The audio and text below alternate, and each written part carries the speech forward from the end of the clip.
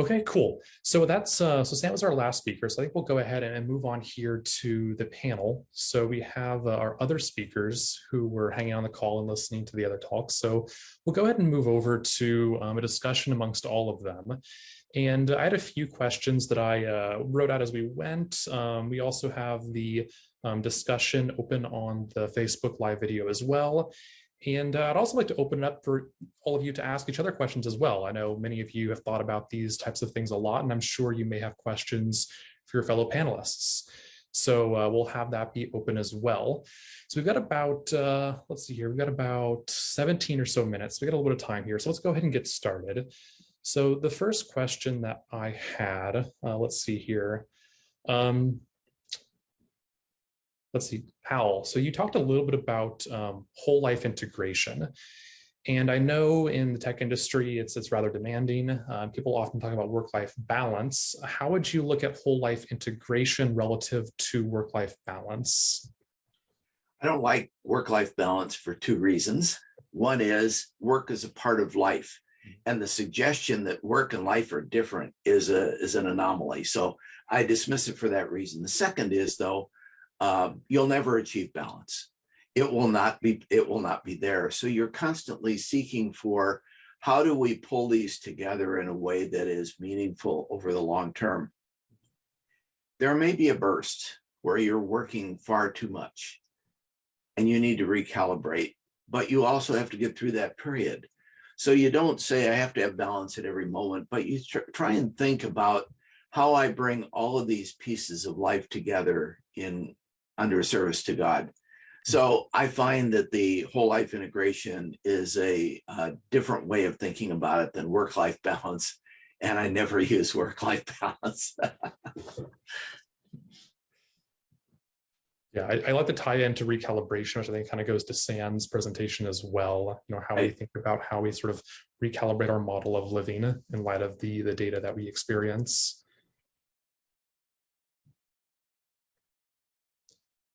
Any other thoughts on that question from the rest of the panel?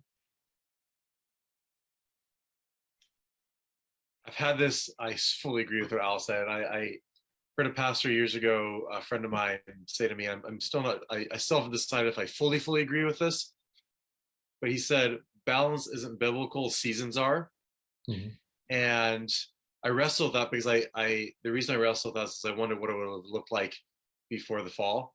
But I thought of when Christ goes to the cross to do his work, that probably wasn't a really good work-life balance moment as one example. So I love that idea of whole life integration instead of work-life balance. That tension, that rubber band that Al described, I think is a great way of doing that. And I've heard you, Al, talk before about, I remember sitting in a conversation with a woman who said, well, no, it's work, it's God, then family, then work.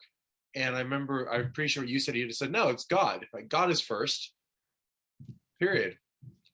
All those other things happen as they happen, but it's God is first. And that's, I think, a different perspective than how do I optimize my self-actualization. Yeah, it's God in our worship, God in our work, God in our family.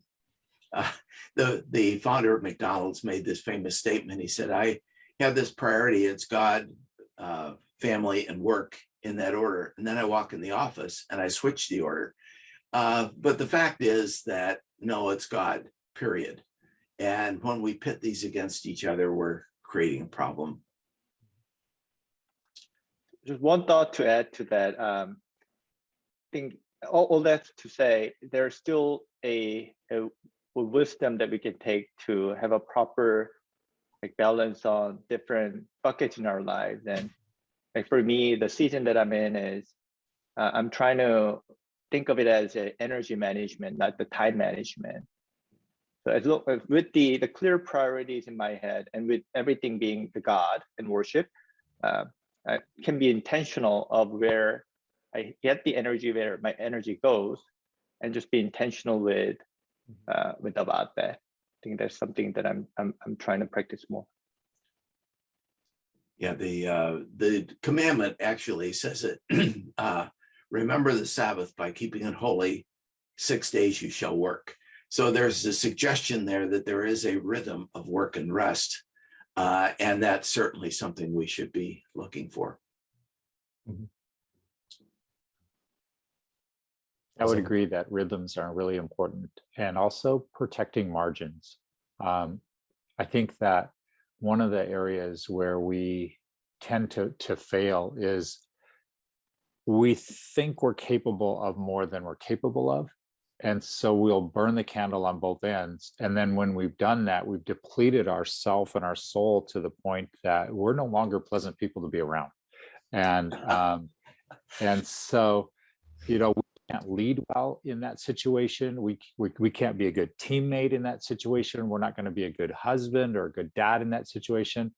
And so finding that place where we are able to maintain some margins so that there's breathing room. And of course, God implemented that with the Sabbath and giving us that break and telling us it's really, we're so egocentric that we think everything's going to fall apart if we're not working.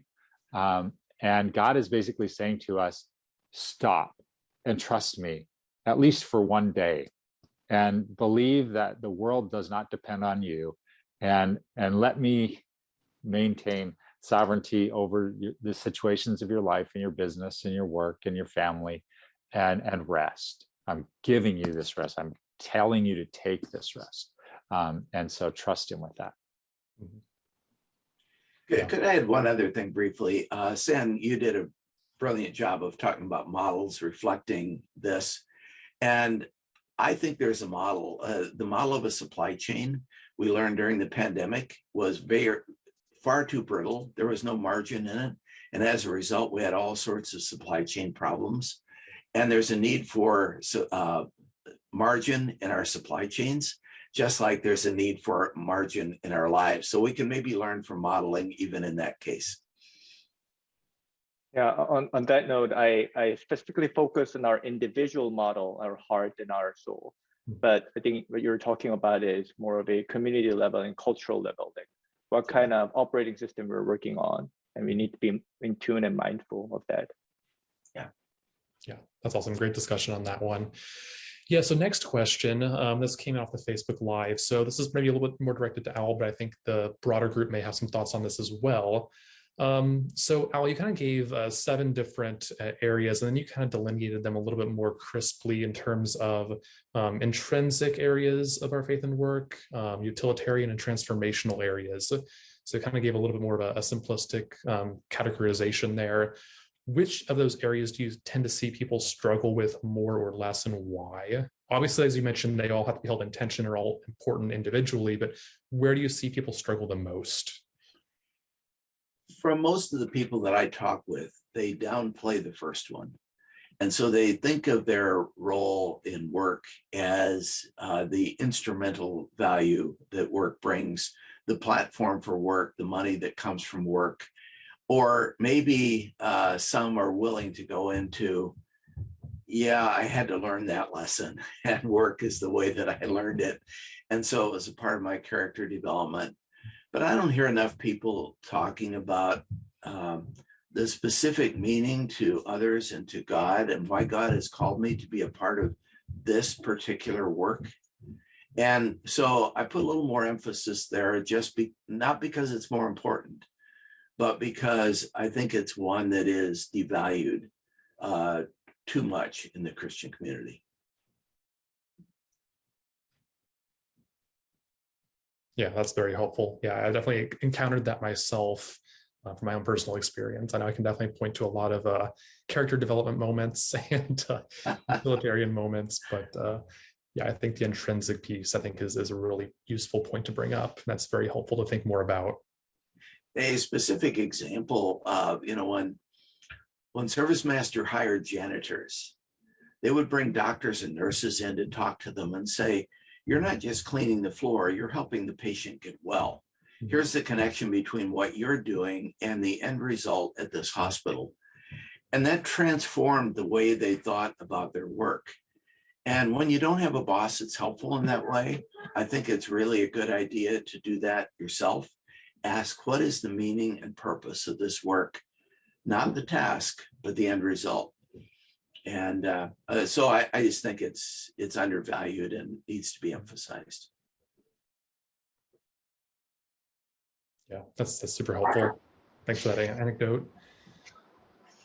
Let's see. So Roy, you kind of touched a little bit on like leading gently and vulnerably, and just some of the challenges that we face as Christians. How can our faith help us to lead more gently and vulnerably, especially in situations where there's potential for controversy or controversy is already present? Oh, that's a great and loaded question. When controversy is already present, even though I use Paul's admonition to avoid those controversies and not get into these senseless conversations that are going to go nowhere, but actually just going to hurt people, keep that in mind. Keep asking yourself, how is being right in this situation going to impact the relationships down the road? Because if we so insist on being right and on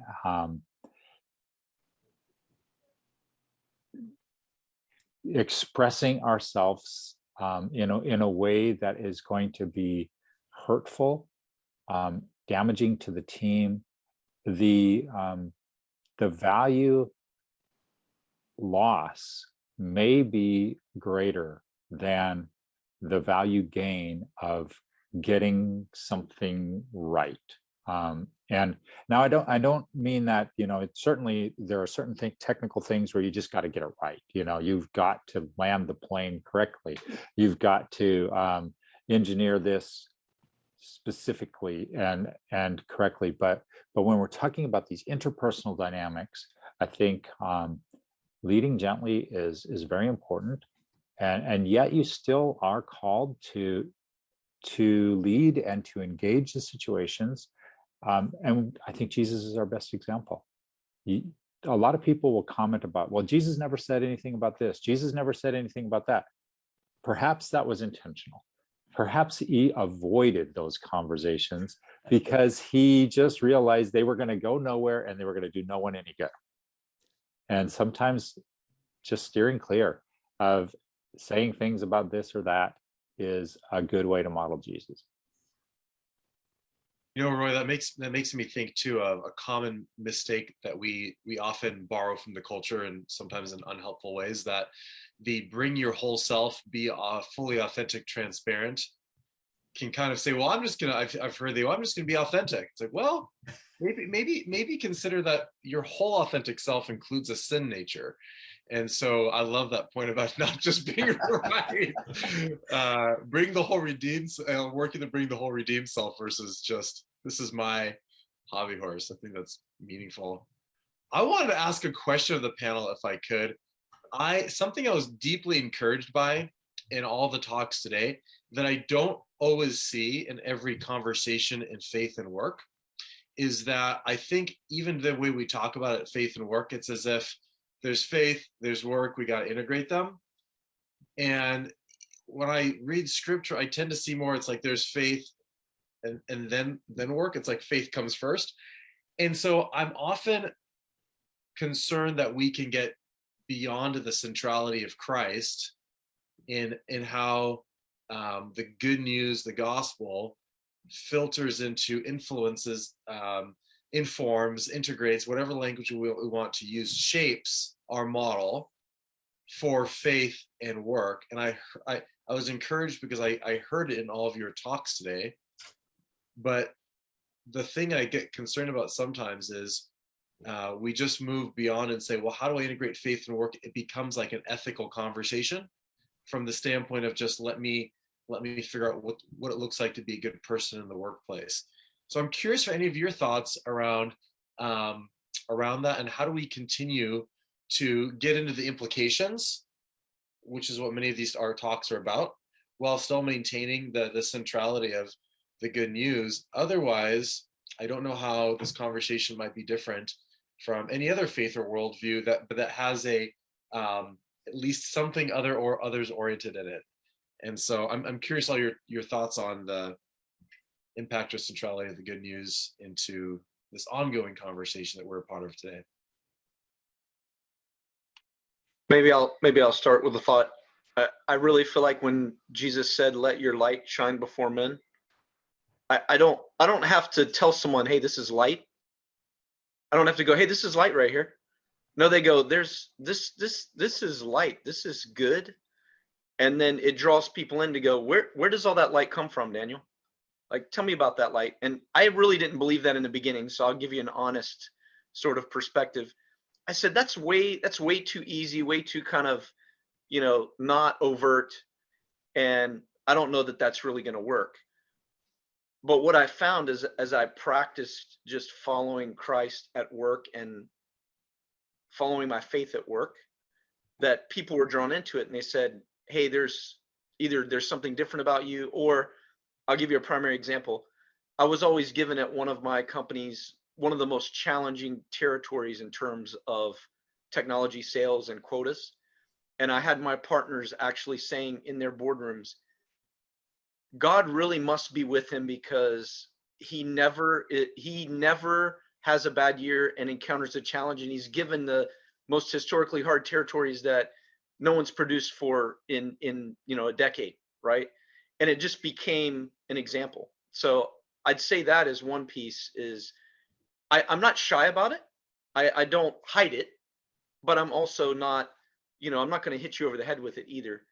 And then I have a high value for what Roy said, right? I consider the components of what Roy was talking about being a person of peace, is honoring other people. So I'm not going to dishonor anyone while I exercise my faith at work. I'm going to honor them, and I'm going to be a person of peace while I'm there.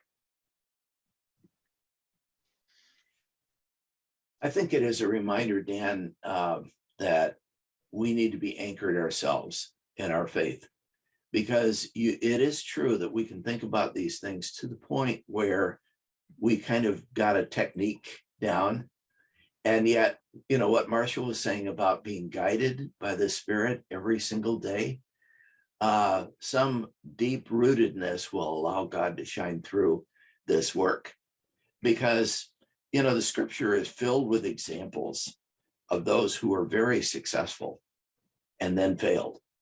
And they failed at the peak of their success. Mm-hmm. I've said to a few pastors, you often say at the end of a service, come forward if you have a prayer request and we'll pray for you. If you've lost a job or you're hurting or something, come forward if you've had a promotion, because we'll pray for you. You're at a vulnerable time. And so I do think that this idea of always a reminder of where the anchor is a really important point, and I'm glad you raised it. Mm-hmm. Yeah, that's a really great point to bring up, and a very helpful topic to really consider and ponder more. So I think we're out of time, unfortunately. That was a really great discussion. So I do want to thank all of you for coming out today and presenting and having this discussion afterwards. For the audience, I do hope that this was helpful for all of you as we all consider what our new seasons can look like as we reemerge to some extent from this pandemic and begin to reconsider what our work could look like. Hopefully this is all food for thought for a new way of thinking about our work and our faith, and gives you some springboards for further conversation and further thought and prayer and reflection. So with that, I'll go ahead and hand it off for, I believe we have a break or so next, but I'll go ahead and hand it off and we'll move along.